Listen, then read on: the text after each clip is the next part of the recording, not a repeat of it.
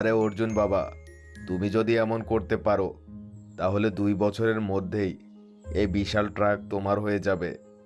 তখন তুমি যা চাও করতে পারবে। অর্জুন কিছু বছর অনেক ভালোভাবেই সেই ট্রাক চালায়। একদিন মহাজন এসে অর্জুনকে বলে, বাবা, আজ থেকে এটা তোমার। তুমি অনেক ভালো ড্রাইভার, আর আমি তোমাকে কিছু টাকাও দেব। তুমি তো বলতে তোমাদের গ্রামের মানুষদের জন্য কিছু করতে চাও। যাও, গিয়ে কোনো কাজ শুরু করো আর সবার সেবা করো। অর্জুন সেই লম্বা ট্রাক নিয়ে তার গ্রামে যায়। তখনই অনেক বৃষ্টি হয় এবং বন্যায় পুরো গ্রাম ডুবে যায়। সবাই বাইরে এসে সাহায্য চাচ্ছিল। কিছু লোক জিনিসপত্র মাথায় নিয়ে পানির মধ্যে দিয়েই চলতে শুরু করে।